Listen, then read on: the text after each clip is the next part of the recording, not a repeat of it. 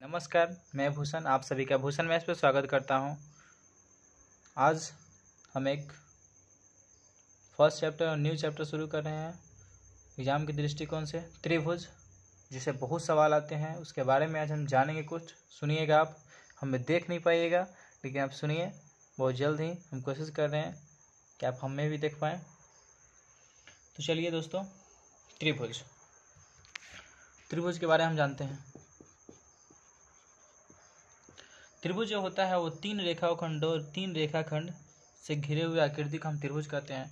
त्रिभुज कैसा भी हो सकता है मगर उसमें क्या होगा, तीन रेखाखंड होगा। ठीक है, चलिए तीन शीर्ष होंगे। शीर्ष मतलब जहाँ पर दो रेखाखंड आपस में मिलते हैं उसे तीन क्या बोलते हैं, शीर्ष बोलते हैं। इसमें तीन क्या होगा, तीन भुजा होगा। इसी को हम क्या बोलते हैं, तीन रेखाखंड को ही भुजा बोलते हैं। ठीक है, देख रहे हैं, यही रेखाखंड को ही हम भुजा बोलते हैं। इसी को हम साइड बोलते हैं अंग्रेजी में।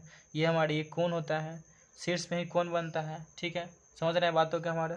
चलिए, तो अब हम बता रहे हैं कि रेखाखंड, पहले हम छोटी बात चलते हैं। त्रिभुज तीन भुजाओं से घिरे हुए, भुजाओं क्या होती हैं, रेखाखंड ही होते हैं। तीन भुजा इसलिए बोलते हैं कि तीन इसमें क्या होती है, एक देखिए, एक दो तीन, ये तीनों को आपस में मिला देंगे तो क्या हो जाएगा, त्रिभुज का निर्माण होता है। ठीक है दोस्तों, चलिए, तो त्रिभुज में तीन कोण होगा, तीन शीर्ष होगा, तीन भुजा होगा। समझ गए। चलिए, त्रिभुज 6 प्रकार के होते हैं। त्रिभुज कितना प्रकार होते हैं, 6 प्रकार के होते हैं। कितना, 6 प्रकार के। तीन होता है, तीन जो होता है वो भुजा के आधार पर होता है, भुजा। ठीक है, तीन भुजा के आधार पर होंगे। और तीन जो होता है क्या होता है, तीन भुजा के आधार पर। और तीन जो होता है वो कोण के आधार पर होता है। क्या, कोण के आधार पर। ठीक है, और इसी से, यही 6 से ही सारा क्वेश्चन बनता है। इसी में बहुत ऐसा क्वेश्चन जो सिर्फ कोण, अभी तो कोण पढ़ेंगे फिर उसके बाद भुजा। तो यही तीन तीन छः त्रिभुजों से ही पूरा क्वेश्चन बनता है। ठीक है, चलिए, इसी में होता है कहीं वृत्त दे देगा, ये वृत्त के अंदर है या इसके अंदर वृत्त है, कहीं त्रिभुजाकार खेत आएगा या समबाहुजाकार आएगा, बहुत ऐसा क्वेश्चन बनेगा। तो चलिए हम देखते हैं। पहले हम चलते हैं, सबसे छोटा बिंदु से शुरू करते हैं। बिंदु एक ऐसा, देखिएगा, बिंदु ज्यामिति का एक ऐसा क्या है, वस्तु है जो अपरिभाषित है। ठीक है, इसका कोई परिभाषा नहीं है, ये क्या है, अपरिभाषित है। सरल रेखा का नाम सुने होंगे।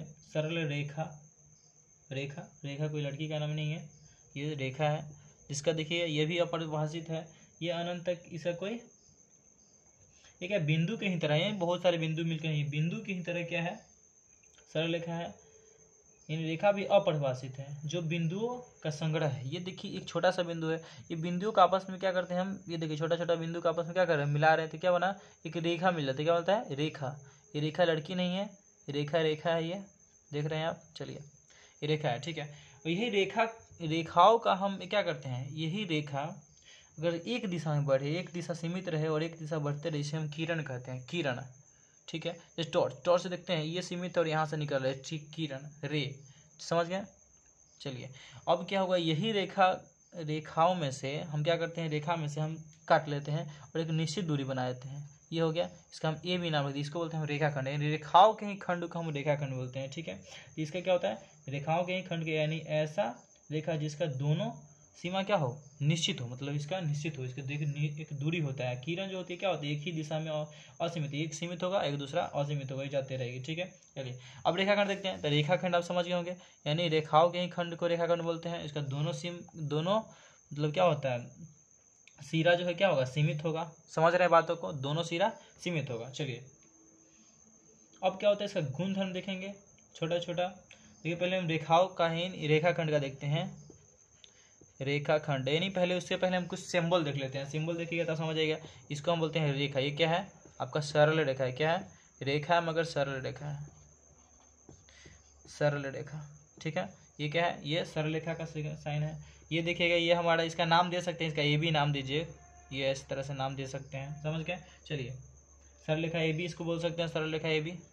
इस तरह से ये क्या है, किरण है, किरण ए बी बोल सकते हैं। तो ये क्या है, साइन किरण का है, तो इसको बोल सकते हैं किरण भी बोल सकते हैं। चलिए, आगे इसका हम नाम कुछ भी सी डी भी दे सकते। ये क्या है, देखिए, इसको बोलते हैं हम रेखाखंड। इसका एक सब दोनों सीमा क्या है, सीमित है, इसका हम लंबाई ना, इसको बोल देंगे रेखाखंड। रेखाओं का ही क्या है, खंड है, रेखाखंड ए बी। आप कुछ भी नाम दे सकते हैं, बी सी सी डी, कुछ भी जो मानो। चलिए, आगे देखिए, एक रेखाखंड की लंबाई को हम एल से सूचित करते हैं। एल से सूचित करेंगे यानी एल ए बी लिखेंगे, यानी समझ जाइए ये रेखाखंड की लंबाई है। क्या है? रेखाखंड ए बी की लंबाई, समझ गया। एल से हम लंबाई सूचित करते हैं, देख रहे होंगे आप, थोड़ा उधर लिखा गया है, देख लिए। चलिए रेखाखंड की ए बी की लंबाई है, समझ गए। चलिए आगे देखते हैं, इसी में हम मिठा मिठा के फटाफट लिखेंगे। चलिए अब आगे देखते हैं कोण, ये एंगल का है, इसको बोलते हैं कोण। इसको हम ए बी सी, यानी देखिएगा ये त्रिभुज है, अगर ये ए है, ये बी है, ये सी है, ये कोण हमको सूचित करना होता है तो हम लिखेंगे कोण ए बी सी। अगर ये करना है तो हम लिखेंगे ए सी बी, या इसको हम लिख सकते हैं बी सी ए। हमेशा जिसको हम डिनोनेट मतलब कि जिसको हम डिनोट करेंगे उसको बीच में रखेंगे, समझ गए। चलिए तो यहाँ से कोण को हम लिखेंगे, क्या लिखेंगे? ए बी सी, यानी कोण ए बी सी, कोण ए बी सी, कोण ए बी सी, ये कोण ए बी सी हो गया, समझ गया। चलिए आगे देखते हैं, कोण की अगर माप करना है, कोण कितना डिग्री है, एम कोण का डिग्री लिखेंगे तो यानी कोण हो गया ए बी सी, यानी कोण का माप। इसको बोलेंगे हम, क्या लिखेंगे? कोण का माप। क्या लिखेंगे? कोणों की माप, कोण ए बी सी का माप। ये छोटा छोटा आपको बता रहा है, आकृति टाइप का है। वैल्यू मतलब ये इस तरह से लिखा रहेगा तो आप क्या समझिए, तो कहिए कोनों का माप दिया हुआ ये है तो कोण का है, ये दिया रहेगा तो आप समझिए कि रेखाखंड है, ये रहेगा तो कहिएगा कि क्या है, ये सरल रेखा है, ये कहिएगा तो ये किरण है ना। चलिए आगे देखते हैं। अब देखिए इस तरह से रहेगा तो इसका अब त्रिभुज है, तो इसको हम त्रिभुज ए बी सी लिख सकते हैं। ये सिंबल कहीं दिया रहेगा, आपको लिखा नहीं रहेगा, आगे इस तरह से फोटो बना देगा, लिख देगा, तो क्या बोलेंगे इसको? हम इसको त्रिभुज ए बी सी बोलेंगे, समझ गए। चलिए अब देखिएगा कि इस तरह से कहीं कहीं बनाया रहता है, ये इक्वल टू का साइन है, ये इसको बोलते हैं क्या? सर्वांगसम बोलते हैं। क्या बोलते हैं? सर्वांगसम। यानी जब दो त्रिभुजों में दो भुजाओं को या दो त्रिभुजों को अगर हमको बराबर करना होता है तो हम कहते हैं, अगर डी ई एफ है तो हम कहते हैं क्या? ये दोनों आपस में सर्वांगसम है। क्या है? सर्वांगसम है, सर्वांगसम, इसको हम सर्वांगसम बोलते हैं, समझ गए। चलिए आगे देखते हैं। आगे आप तो ग्रेटर देन पढ़े होंगे, ये ग्रेटर देन है, ये लेस देन है, मतलब ये 3 है, ये 2 है, तो कहते हैं ये ग्रेटर देन का साइन है, समझ गए। यानी अगर दो, ये ग्रेटर देन मतलब ए बी ग्रेटर देन ए सी, मतलब ये बड़ा होगा ये इससे, ठीक है, तो ये कर सकते हैं। मतलब ये ग्रेटर देन है, ये स्मॉल देन है, ये इक्वल टू है, इक्वल टू मतलब समझते हैं ना, बराबर। ये बराबर का हो गया, ये ग्रेटर देन है, ये लेस देन। चलिए आगे देखते हैं। आगे लंब का नाम सुनेंगे, लंब मतलब ए बी लंब सी डी, मतलब ए बी लंब जो है किस पे है? सी डी पे है। मतलब ए बी जो होगा वो सी डी ये है और इस पर ए बी लंब है, समझ रहे हैं बात को। ये हुआ कहने का मतलब ए बी जो है वो सी डी पे लंब है। चलिए लंब है ये। आगे देखते हैं, आगे इसका नाम सुने होंगे, ये क्या होता है? इसको हम समांतर बोलते हैं। क्या बोलते हैं? समांतर। मतलब ये और ये समांतर, मतलब दो आपस में कभी नहीं टकराएगा, ये समांतर रेखाएं हैं जो आपस में कभी नहीं टकराएगा। इसका मतलब है कि ए बी और सी डी के आपस में समांतर है, समझ गए। ये आपस में दूरी इसका हमेशा बराबर रहेगा, यहाँ 4 है तो यहाँ 2 है तो यहाँ 2 है, सब जगह बराबर ही रहेगा, इसको समांतर रेखा बोलते हैं। जैसे ट्रेन का पटरियाँ देखे होंगे, समांतर रेखा में होती है, समझ के। चलिए आगे हम बताते हैं आपको। कहीं मिलती नहीं है, नहीं मिलती है ट्रेन की पटरियाँ। आगे देखिएगा, ये समांतर और इसको बोलते हैं बराबर। ये एक दूसरे से बराबर भी होगी, जैसे ये आपको कहीं कहीं इस तरह से दिया रहेगा, जैसे ए बी, ये आपस में क्या है? मतलब ये रेखा तो आपस में क्या, देखिए ये जो है आपस में समांतर भी है और बराबर भी है। मतलब इसका लंबाई अगर 2 है तो ये भी 2, ये अगर नीचे 4 है तो 4 है, मतलब ये आपस में क्या है? ये समांतर और बराबर भी है, ठीक है।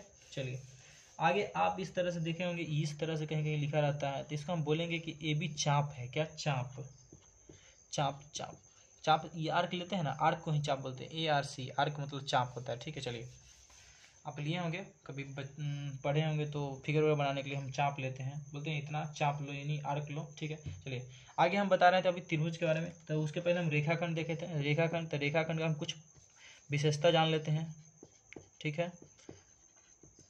बहुत तेज बोल रहे होंगे, आपको हमारी बात सुनाई दे रही होगी, सुन रहे होंगे हमें, सुनिए ही, बातों की गहराई को समझिए,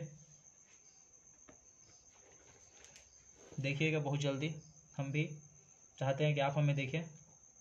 देखिए इसका गुण धर्म बताते हैं। गुण धर्म में देखिएगा, यानी प्रॉपर्टी ऑफ लाइन सेगमेंट, इसको हम लाइन सेगमेंट बोलते हैं, ठीक है। प्रॉपर्टी ऑफ लाइन सेगमेंट यानी इसका देखिए, तो प्रत्येक रेखाखंड की लंबाई होती है, बताए हैं। इसका लिखना हुआ तो लिख सकते हैं आप, प्रत्येक वीडियो रोक रोक आप लिख लीजिएगा, देखिएगा। प्रत्येक रेखाखंड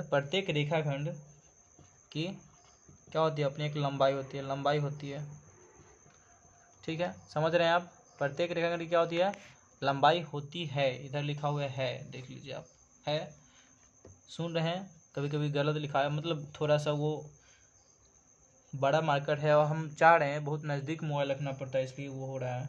चलिए आगे देखिएगा,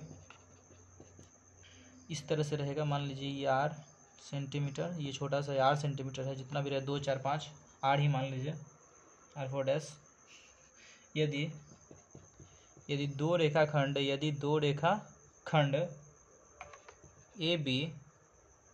AB तथा CD क्या हो, दो रेखाखंड AB तथा CD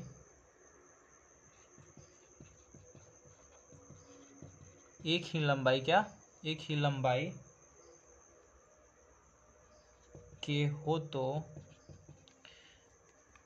के हो तो वे सर्वांगसम क्या होते हैं, सर्वांगसम कहलाते हैं। वे सर्वांगसम कहे जाते हैं, समझ रहे हैं बात को। इसे हम क्या करेंगे, इसे हम इस तरह से बताएं सर्वांगसम का, यानी अगर AB BC है तो इसको हम सर्वांगसम इस तरह से लिख सकते हैं। इसको इस तरह से हम व्यक्त करते हैं। देखे होंगे आप, देख रहे हैं आप, इसको हम क्या करेंगे, इस तरह से व्यक्त करते हैं। व्यक्त मतलब निरूपित करते हैं, व्यक्त करते हैं, ठीक है, देख रहे हैं। आगे हम फिर मिटा कर लिखते हैं, आप वीडियो रोक कर लिख लीजिएगा। लिखा हुआ है, यदि दो रेखाखंड AB तथा CD एक ही लंबाई के हो तो वे क्या होगा, सर्वांगसम होंगे, ठीक है। चलिए उसको इस तरह से व्यक्त करते हैं। अगला देखिएगा, आगे इसका प्रॉपर्टी है कि यदि AB और CD सर्वांगसम हो, क्या होगा, सर्वांगसम हो, तो हम लिख सकते हैं, तो क्या होगा, ये आपस में बराबर होंगे। अभी तुरंत बताए हैं, CD मतलब इस तरह से होगा, ये AB मान लिए और ये हमारा CD हो गया। चलिए हो गया। और इसी तरह से अगर ये दोनों आपस में बराबर होंगे तो ये आपस में सर्वांगसम होंगे। कह सकते हैं कि नहीं, चलिए कह सकते हैं।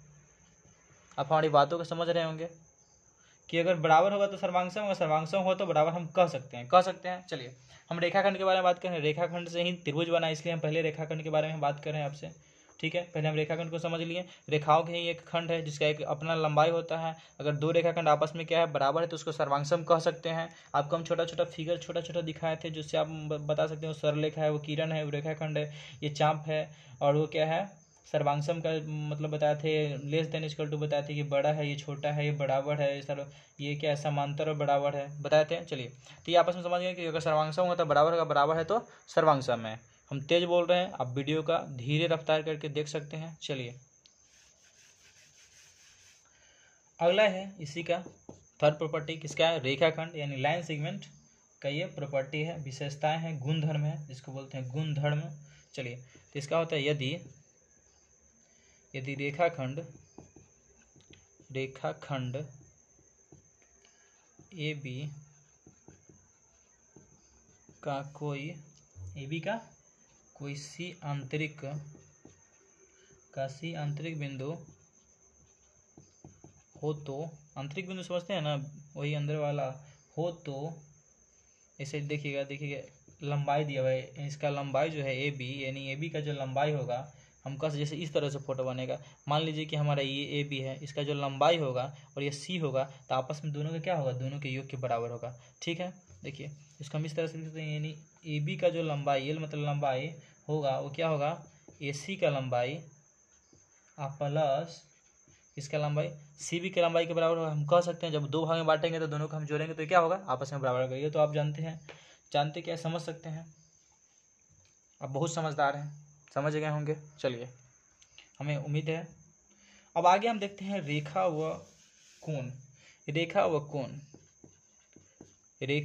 क्या है, त्रिभुज में रेखा भी है, कोण भी है और रेखाखंड भी है। तो रेखा व कोण के बारे में बात करते हैं।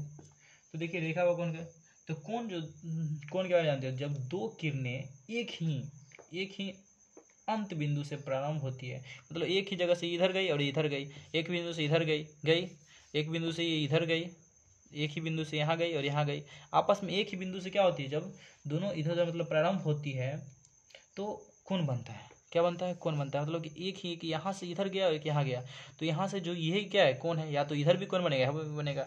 हो सकता है कि ये इधर ना जाके इधर चली गई, तो इसका ये कोण हुआ। इधर ना जाके ऊपर चली गई है, इधर ना जाके बहुत नज़दीक भाग गई, होता है कभी कभी। मतलब कि ये यहाँ से इधर गया और ये इसी से षष्ठ के क्या गया, इधर गया।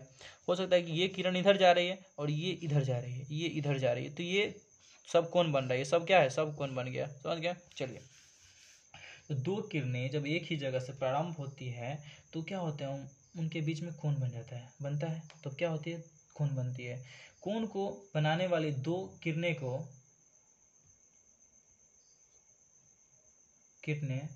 कोण की भुजा कहलाती है। तो यही देखिए, जो ये जा रहे हैं किरण, जो जा रही है, ये जो कोण बनाती है, इसी को यानी कोण को बनाने वाली दो किरणें कोण की भुजा कहलाती है, आर्म कहलाती है, बाजू कहलाती है, साइड्स कहलाती है। उसी को हम साइड बोलते हैं, उसी को मतलब कोण जो निर्माण करेगा जो किरण, उसी को क्या कहलाएंगे हम, उसका भुजा कहेंगे। ठीक है।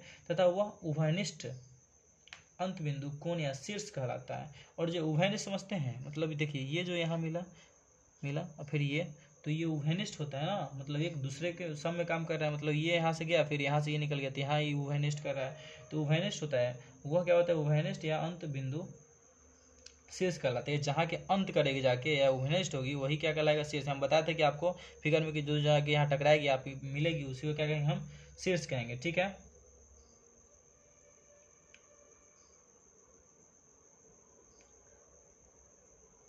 अब पता होगा कोण को हम दो ही चीज में मापते हैं, या तो रेडियन में मापते हैं, रेडियन, या तो हम क्या चीज में मापते हैं, डिग्री में मापते हैं। तो डिग्री का नाम सुने होंगे, 30 डिग्री, 0 डिग्री, 60 डिग्री, 120 डिग्री। एक रेडियन का नाम सुने होंगे। तो रेडियन होता है, क्या होता है, डिग्री होता है। तो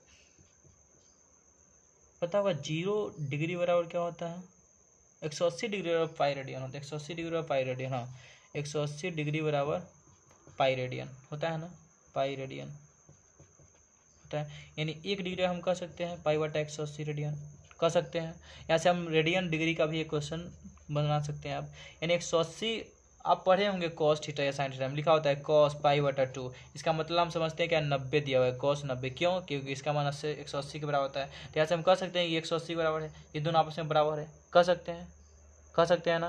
क्योंकि कॉस में पढ़े होंगे, कॉस टेन थीटा में 10th में पढ़े होंगे आप, कि लिखा रहता था 90 बटा, यहाँ 3 भी आ जाता था। हम कहते थे कि 60 का वैल्यू निकालना है कि नहीं, 180 बटा 30 60 हो जाएगा, ये हो जाएगा। तो उसी तरह से आप ये याद रखिए कि डायरेक्ट ये याद रख सकते हैं कि डिग्री 180 डिग्री ही हम कहते थे वहाँ पाई के बराबर, पाई रेडियन हो गया। यानी 1 डिग्री निकालना होगा तो ये बटा में आ जाएगा। ठीक है, तो हो जाएगा पाई बटा इतना रेडियन। ठीक है, आप यहाँ से कह सकते हैं कि 1 रेडियन बराबर क्या हो जाएगा, 180 बटा पाई हो जाएगा, 180 बटा पाई डिग्री हो जाएगा। होगा कि नहीं होगा, होगा। चलिए रेडियन का रेडी।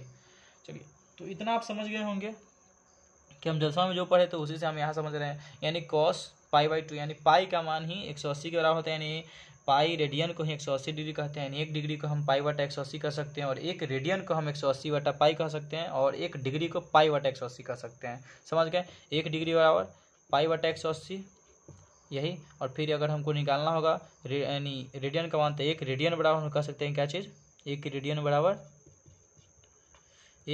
हम कह सकते हैं, क्या कह सकते हैं, हम कह सकते हैं 1 रेडियन बराबर 180 बटा पाई कह सकते हैं, कह नहीं सकते, ये होता ही है और ये आप जानते भी हैं। चलिए, तो कोण को रेखा आप जान गए, ठीक है, किरण भी जान गए। और किरण दो निकलेगी आपस में तो कोण बनेगा, और इसी को हम भुजा कहेंगे जो कोण का निर्माण करेगी। ये आपस में जाके जहाँ मिलेगी उसे हम क्या कहेंगे, शीर्ष कहेंगे। ठीक है, समझ गए। अब कोण बताएं तो कोण 2 प्रकार से मापा जाता है, एक डिग्री में मापा जाता है, क्या में मापा जाता है, एक रेडियन में मापा जाता है। तो रेडियन भी समझा दिए।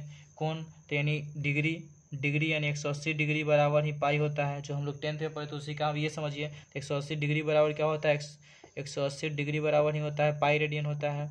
और ये बराबर में है, इधर आएगा तो क्या होगा, गुना यानी बटा में आ जाएगा। तो यानी 1 डिग्री हो जाएगा यहाँ से, क्योंकि ये एक गुने 180 लिख सकते हैं, तो 1 बराबर हम लिख सकते हैं क्या चीज़ यहाँ से। अब दे देगा कि 2 डिग्री बराबर बताइए 25 डिग्री बराबर बताइए कितना रेडियन होगा। 25 डिग्री डैश रेडियन के बराबर होगा, तो हम लिख देंगे 25।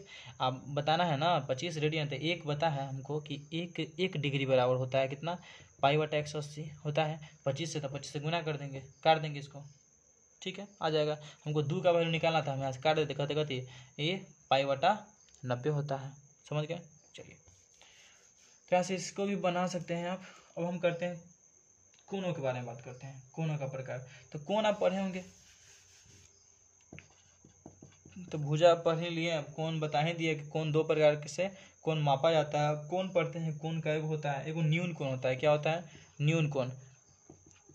न्यून कोण का आप नाम सुने होंगे। न्यून कोण, न्यून मतलब तन्नी ननकी को, ठीक है, यानी छोटका, 0 से अधिक होगा, 90 से बड़ा।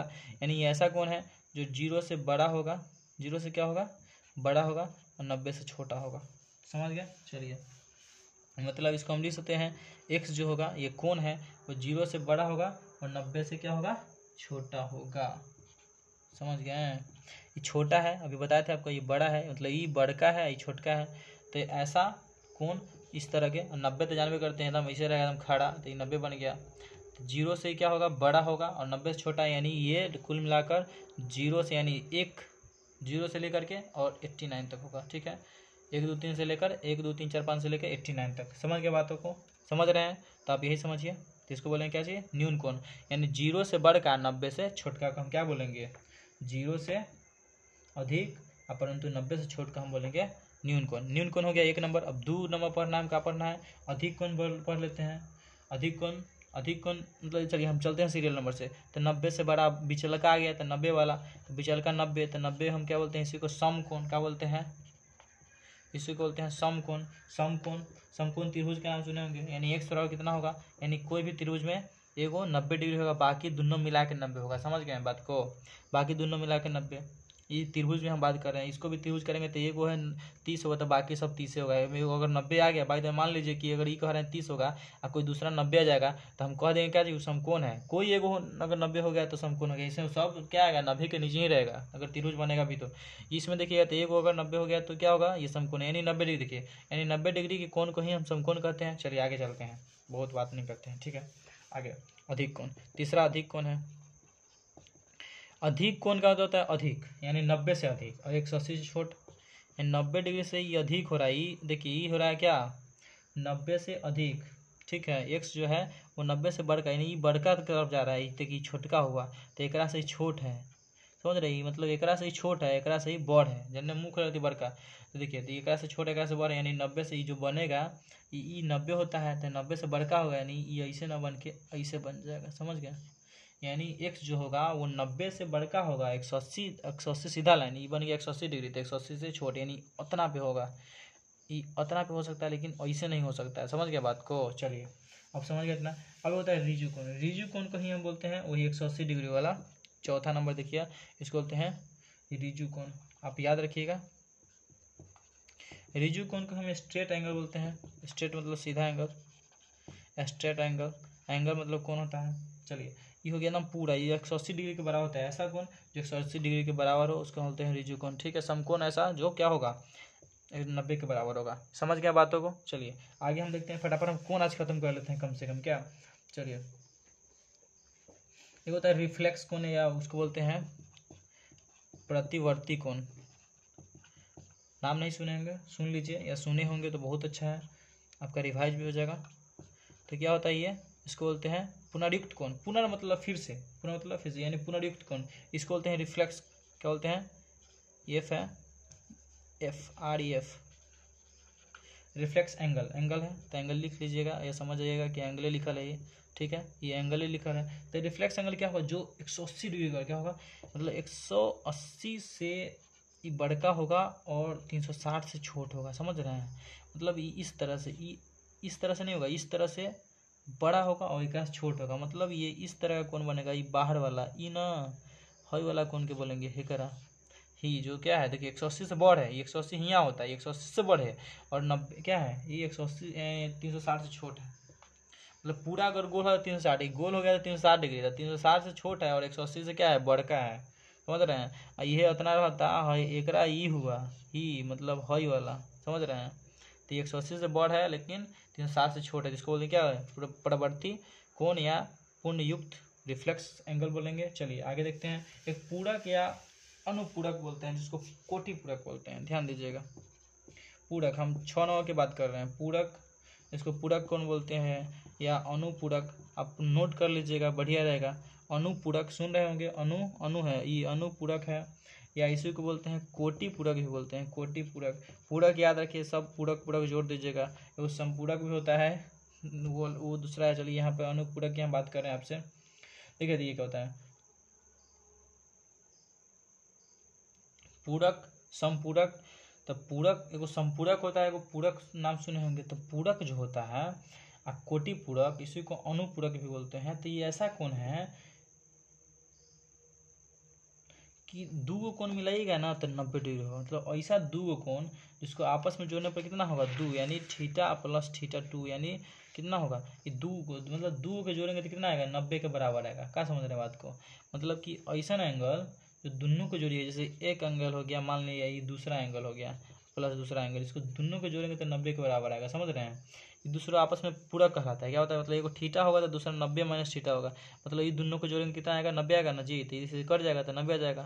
समझ रहे हैं बात को, मतलब अगर एक थीटा है तो दूसरा क्या होगा, दूसरा 90 माइनस थीटा होगा। तो इसी को आपस में क्या बोलते हैं, ये दोनों आपस में पूरक है, एक दूसरे का क्या है, पूरक है। क्या है, पूरक है। समझ गए, मतलब दो को जोड़ के क्या होगा, मतलब अगर ये मान लीजिए ये है जो है 30 डिग्री होगा, ये 30 डिग्री बराबर है, ये मान लो एक है, ये एक लिखा हुआ है, एंगल ए, एंगल एक, एंगल दो, है जो है 60 डिग्री। कितना है, ये मान लेते हैं एंगल दो जो है 60 डिग्री होता है। दोनों मिला के ये दोनों को हम जोड़ रहे हैं, तब क्या बन रहा है, ये 30 वाला और 60 वाला, दोनों को जोड़ेंगे कितना हो जाएगा, 90 हो जाएगा। समझ रहे हैं, चलिए समझ गया बात को।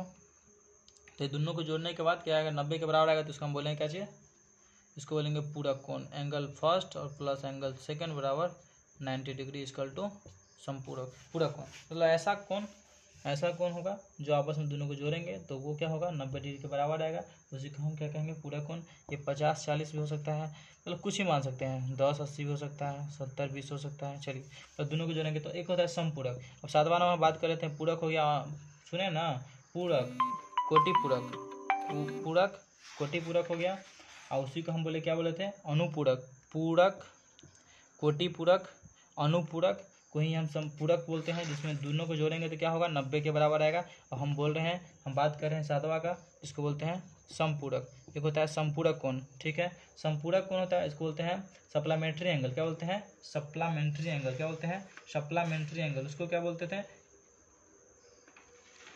कप्लीमेंट्री, यानी कम्प्लीमेंट्री एंगल। कम्प्लीमेंट्री बोलते हैं पूरक को, इसको बोलते हैं सप्लीमेंट्री। क्या बोलते हैं, सप्लीमेंट्री एंगल, ठीक है। पूरक इसको बोलते हैं 100 से सप्लीमेंट्री। समझ गए, इसमें क्या होगा, दोनों कोनों का योग नहीं होगा, एगो थीटा होगा, एगो 180 माइनस थीटा होगा, दोनों को जोड़ेंगे तो कितना आएगा, 180 के बराबर। यानी एंगल फर्स्ट और एंगल सेकंड को जोड़ेंगे तो 180 के बराबर आना चाहिए। समझ गया बात को, यानी दो गो एंगल को अगर हम जोड़ेंगे, जैसे मान लीजिए कि 60 है और दूसरा अगर 120 है, क्या है, 120 है, और दोनों को जोड़ रहे हैं तो 180 आ रहा है ना जी, आ रहा है। एक है, दो है, दोनों को जोड़ें तो 180 आ रहा है। मतलब ऐसा दो एंगल जिनका योग कितना हो, जिनका योग 180 के बराबर, जिनका योग 180 यानी 50 होगा, तो अगला कितना होगा, अगला 130 होगा।